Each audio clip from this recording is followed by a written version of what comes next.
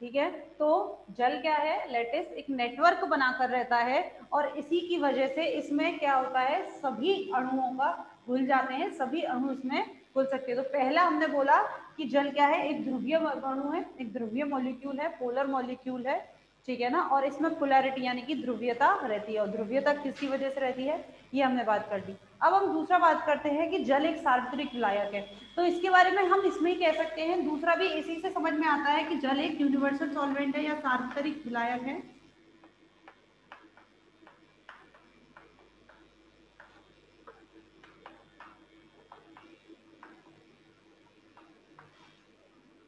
ठीक है, जल एक सार्वत्रिक विलायक है, इसके इन्हीं भौतिक गुणों की वजह से, क्योंकि जल के अंदर क्या मिल रहे हैं, जल के अंदर हाइड्रोजन बंध मिलते हैं। और बच्चों को एक बात बता दूं, ये जो हाइड्रोजन बंध होते हैं इनकी बहुत ज्यादा इनकी क्षमता होती है, और अधिक तापमान पर भी इन हाइड्रोजन बंधों के कारण जल कैसा रह सकता है, द्रव्य अवस्था में रह सकता है। ठीक है ना, जल में मौजूद हाइड्रोजन बंधों के कारण अधिक तापमान पर भी जल कैसा रह सकता है, द्रव्य अवस्था में रह सकता है।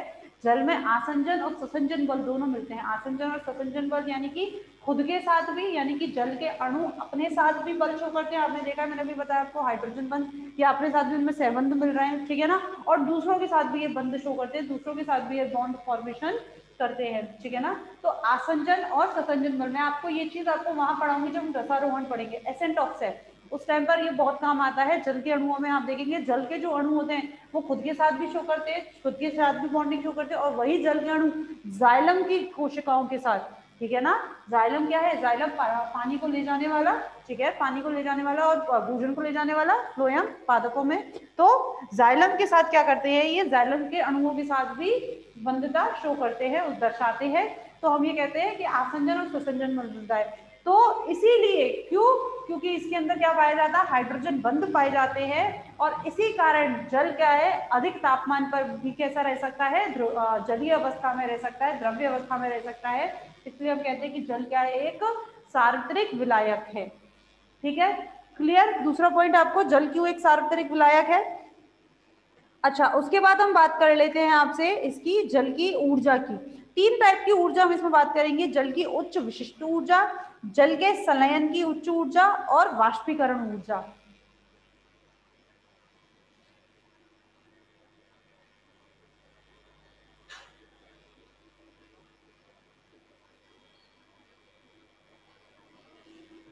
उच्च विशिष्ट ऊर्जा,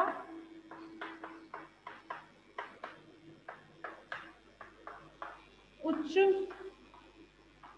संलयन ऊर्जा, और उच्च वाष्पीकरण ऊर्जा।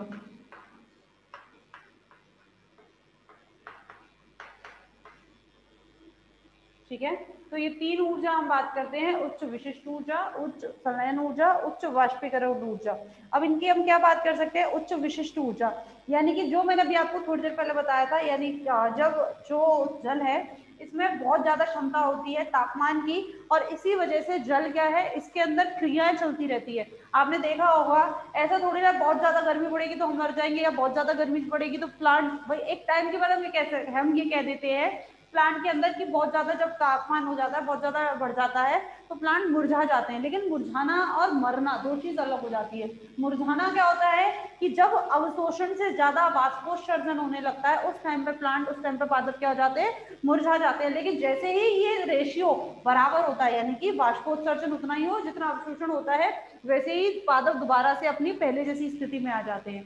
ठीक है, यानी कि बहुत एक अधिक तापमान तक, एक थ्रेशोल्ड लेवल तक तापमान के बढ़ने पर भी प्लांट या पादप या सजीव अपनी क्रिया को कर सकते हैं। उसका कारण क्या है, पादप जल की उच्च विशिष्ट ऊर्जा, जल की जो ऊर्जा है वो कैसी होती है, बहुत अधिक होती है। ठीक है, जल की संलयन ऊर्जा, संलयन ऊर्जा यानी कि जल का, जैसे कि बर्फ का पिघलना हम कह सकते हैं, या पानी का जमना, पानी का जमना, पानी बहुत आसानी से नहीं जमता बच्चों, ठीक है ना। और यही कारण है, आपने देखा होगा, आप में से कुछ लोगों के यहाँ खेती बाड़ी होती होगी, आपने देखा होगा कि फसलों को पाले से बचाने के लिए उनमें पानी भर दिया जाता है। क्यों? क्योंकि पानी बहुत जल्दी नहीं जमता है, नहीं तो क्या हो जाएगा, जो पादप है, पादप के अंदर जो पानी है वो क्या हो जाएगा, जम जाएगा। ठीक है, तो पादप के अंदर जो अवशोषण और ये जो चल रहा है वो सब क्या हो जाएगा, रुक जाएगा। ठीक है, तो इसीलिए पादप को पाले से बचाने के लिए, फसलों को पाले से बचाने के लिए भी क्या कर दिया जाता है, उनमें पानी भर दिया जाता है, उस क्षेत्र में पानी भर दिया जाता है। ठीक है ना। तो ये किसकी वजह से है, जल की उच्च संलयन ऊर्जा की वजह से, यानी कि बहुत जल्दी क्या होती है, पानी जमता नहीं है। ठीक है, कितने पर, कितनी होती है इसकी, लगभग, मतलब इसकी अगर मैं बात करूं तो 80 कैलोरीज, 80 कैलोरी की आवश्यकता होती है, 80 कैलोरी होती है इसकी संलयन ऊर्जा। इसकी उच्च विशिष्ट ऊर्जा 1 होती है और इसकी उच्च संलयन ऊर्जा 80 कैलोरी कितनी चाहिए होती है। ठीक है ना। और वाष्पीकरण ऊर्जा, ये तो सबको पता है, 100 डिग्री सेंटीग्रेड, पानी को इतने डिग्री सेंटीग्रेड पे गर्म करते हैं, उसके बाद ही पानी भाप बनता है कि नहीं बनता है। और यही कारण है पानी का, हम ये कह सकते हैं कि बहुत ज्यादा गर्मी पड़ने पर भी पादपों में क्या नहीं आता, पादप मरते नहीं, उनमें सूखापन नहीं आता। ठीक है ना। तो उसका कारण ये भी है, उच्च वाष्पीकरण ऊर्जा, उसकी बहुत ज्यादा आपको उसमें तापमान देना पड़ता है। समझ में आई? पादप की उच्च विशिष्ट ऊर्जा, पादप की उच्च संलयन ऊर्जा और पादप की उच्च वाष्पीकरण ऊर्जा, जल की, सॉरी पादप नहीं, जल की उच्च विशिष्ट ऊर्जा, संलयन ऊर्जा और वाष्पीकरण ऊर्जा। ठीक। अब उसके बाद है जल का आयनीकरण और जल की पारदर्शिता। जल का आयनीकरण और जल की पारदर्शिता।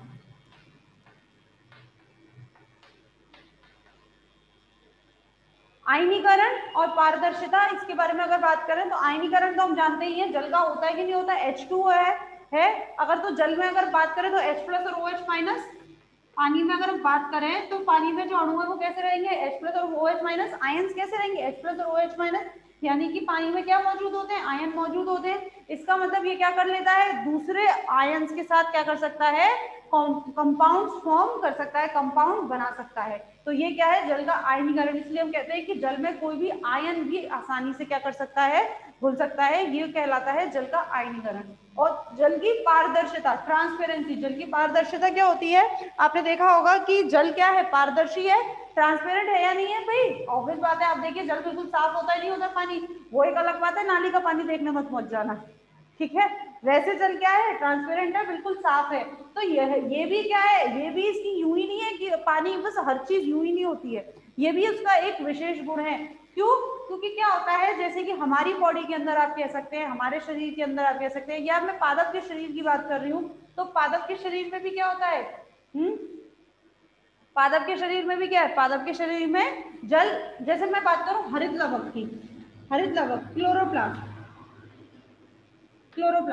तो उसमें क्या है, क्योंकि जल कैसा है, पारदर्शी है, तो बहुत जितना भाई एक पारदर्शी चीज होगी और एक आपकी भरी हुई चीज है, तो उसके अंदर प्रकाश संश्लेषण, या मैं ये कह सकती हूँ लाइट का एब्जॉर्प्शन, प्रकाश का अवशोषण उसी हिसाब से होगा। आप देखिए एक बिल्कुल आप गंदा पानी लीजिए जिसके अंदर बहुत सारे आपके कंपाउंड, बहुत सारी आपकी गंदगी पड़ी हुई है, और एक बिल्कुल साफ पानी लीजिए, तो साफ पानी में क्या होगा, प्रकाश अच्छे से अवशोषित होगा, जबकि गंदे पानी में नहीं होता है। तो इसी कारण की वजह से जो हरित लवक है, हरित लवक के अंदर जो पानी है वो कैसा है, बिल्कुल ट्रांसपेरेंट और पारदर्शी है, तो अच्छे से प्रकाश का क्या कर सकता है, अवशोषण कर सकता है।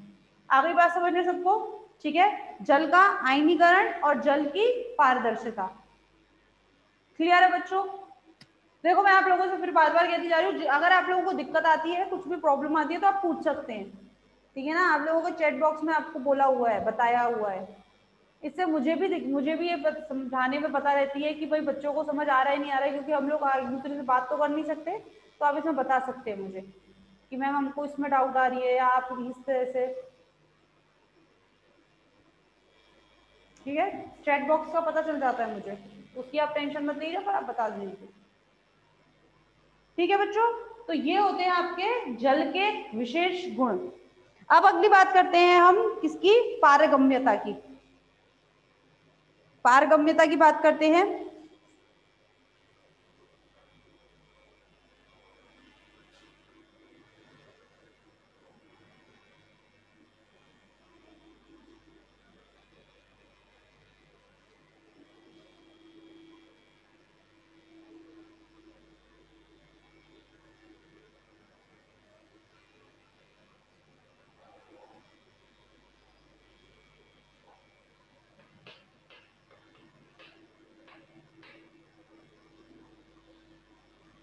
पारगम्यता, ठीक है। एक तो होता है पारगम्य पूरी तरह से, परमिएबल,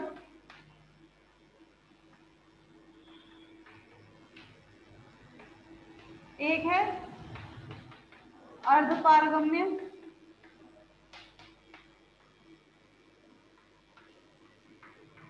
सेमी परमिएबल, और एक है चयनात्मक पारगम्य।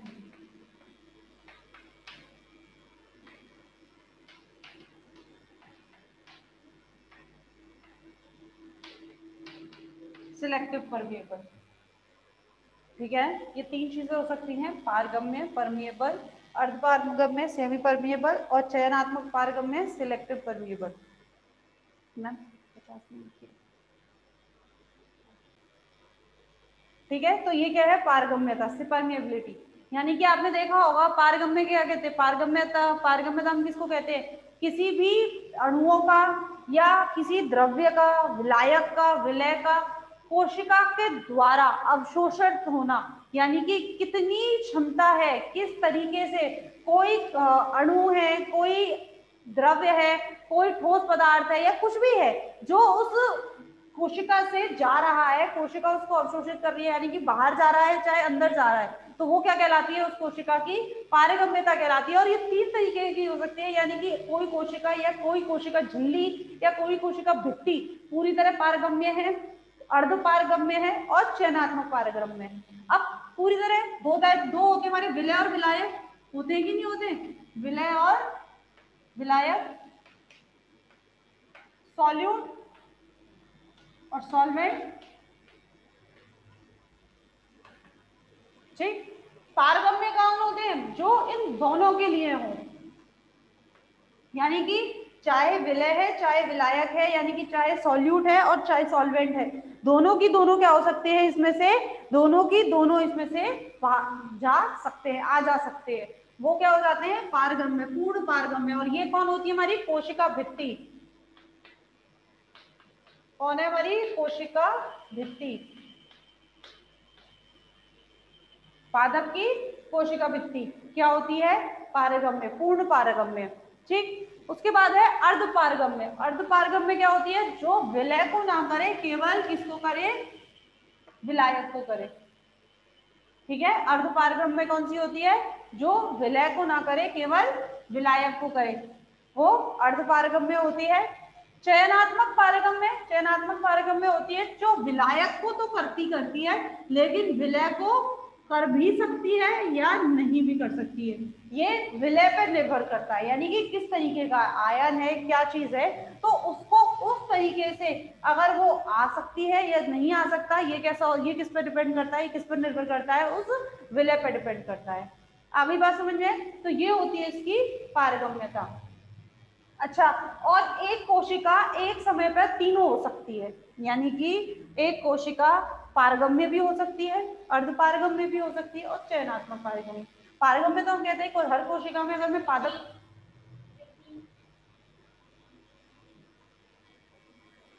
रिपीट करते हैं, चलिए बच्चे पूछ रहे हैं दोबारा से, पारगम्यता, पारगम्यता क्या होती है, पारगम्यता हम कहते हैं कि किसी भी द्रव्य का या आयन का या कोई गैस का किसी कोशिका से आना या जाना, उसका अंदर आना या उसका बाहर जाना क्या कहलाता है, उस कोशिका की उसके लिए पारगम्यता को दर्शाता है, यानी कि वो कोशिका उस पर्टिकुलर, यानी कि गैस के लिए, आयन के लिए या किसी द्रव्य के लिए कितनी पारगम्य है, ये क्या कहलाता है, उसकी पारगम्यता को दर्शाता है। पहले तो आपको ये समझ में आई पारगम्यता क्या होती है, ठीक है।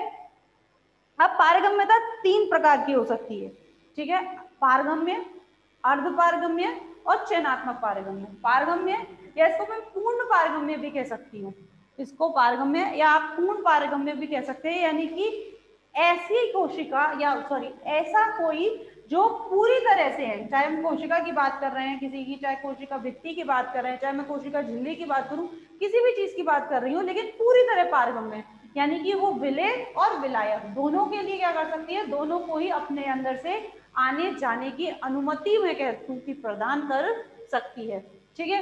अर्धपारगम्य, सेमी परमिएबल, यानी कि जो विलय को तो नहीं करती है, विलय सॉल्यूट उसको तो नहीं करती है, अपने अंदर से आने जाने की अनुमति प्रदान नहीं करती है, यानी कि उसको नहीं आने जाने देती है, लेकिन विलायक को आने जाने देती है, वो उसके अंदर आ भी सकता है और जा भी सकता है। तो ऐसी कोशिका या कोशिका भित्ति है जो भी है, जो भी मेम्ब्रेन है, मैं ये कह रही हूँ केवल झिल्ली की बात करती हूँ, कोई भी जो भी झिल्ली है वो कैसी है, अर्ध पारगम्य है। और चयनात्मक पारगम्य क्या होती है, जो चयन करे, जो चयन करे, लेकिन चयन किसके बीच में कर रही है, विलय में चयन कर रही है। विलायक क्या है, विलायक को तो पूरी तरह आने जाने की अनुमति दे देती है, लेकिन विलय को वो क्या करती है, चयन करके अंदर आने जाने देती है कि इसको उसे आने जाने देना है या नहीं देना है। ठीक है, कोई भी कोशिका एक बार में तीनों हो सकती है, यानी कि पारगम्य हो सकती है, अर्ध पारगम्य हो सकती है और चयनात्मक पारगम्य हो सकती है।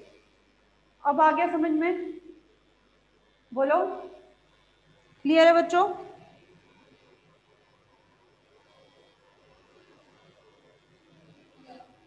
ठीक है, चलिए, और क्या क्या वैसे कारक हैं, एक बार, और ऐसे क्या क्या कारक हैं जो पारगम्यता को प्रभावित कर सकते हैं? तापमान, ठीक है, तापमान पारगम्यता को प्रभावित, बेसिकली किसी भी कोशिका को सबसे ज्यादा प्रभावित करते हैं उसके बाहरी कारक, यानी कि तापमान है, बाहरी एनवायरमेंटल, मैं ये कह सकती हूँ आसपास का, जैसे कि क्या प्रेशर है, किस तरीके का हो रहा है, किस तरह का मौसम, यानी कि बाहरी कारक, कोशिका के बाहर का कारक, कोशिका के बाहर किस तरीके का एनवायरमेंट है, किस तरीके का है, उस हिसाब से कोई भी पारगम्यता को प्रभावित करते हैं। गैस पर निर्भर करता है, यानी कि कुछ गैस जैसे कि नाइट्रोजन है, CO2 O2, इन दोनों को क्या करता है, इन दोनों को बड़े आसानी से, लेकिन कुछ गैस को नहीं आने देता है। आयन की बात करूं तो कुछ आयन को आने देता है, कुछ को नहीं आने देता है, ठीक है ना। तो किस पर निर्भर करती है पारगम्यता, हाँ, आपके बाहर के कारकों पर निर्भर करती है, तापमान पर निर्भर करती है, ठीक है। पीएच, अत्यधिक पीएच परिवर्तन से, अत्यधिक अगर पीएच में परिवर्तन हो जाए तो भी पारगम्यता क्या हो जाती है, बढ़ जाती है, तो पीएच पर निर्भर करती है। तो ये सब वो कारक है जो पारगम्यता को क्या करते हैं, पारगम्यता को प्रभावित करते हैं, परमेबिलिटी को इफेक्ट करते हैं या प्रभावित करते हैं, ठीक है। पारगम्यता कोशिका की आयु पर भी निर्भर करती है, यानी कि जब कोशिका अपनी आयु में होती है, यानी यंग होती है, जब छोटी होती है, जब अभी तरुण अवस्था में है, उस टाइम पर क्या रहती है, कोशिका में पारगम्यता अच्छी रहती है, लेकिन जैसी जैसी उसकी आयु बढ़ने लगती है, कोशिका जीर्ण होने लगती है, उस समय में उसकी पारगम्यता क्या हो जाती है बच्चों, कम हो जाती है। आंशिक दबाव, अगर मैं बात कर रही हूँ O2 CO2 oxygen carbon dioxide का आंशिक दबाव, अगर इनका दबाव कम होने लगता है तो ऐसी स्थिति में भी पारगम्यता क्या होने लगती है, कम होने लगती है। तो ये बहुत कॉमन से फैक्टर है, कॉमन से कारक हैं जो आप सबने खुद ने भी पढ़े हैं कभी ना कभी, और नहीं भी पढ़े तो आपको यहाँ बता दिए गए। तो इन सब कारकों की वजह से क्या होती है, कोशिका की पारगम्यता प्रभावित होती है। आगे बात समझ में सबको क्लियर है बच्चों? ठीक है, चलिए, तो बाकी का हम आपका करेंगे कल। तब तक के लिए आपको आज जो भी पढ़ा है, वैसे हम लोगों की इंट्रोडक्शन क्लास की थोड़ा ही पढ़ा हमने, बाकी हमने क्या क्या पढ़ना है इसके बारे में हमने देखा था, ठीक है। तो आप आज जो पढ़ाया है उसको पढ़ेंगे, बाकी का हम आपका कल करेंगे। तब तक के लिए धन्यवाद, थैंक यू।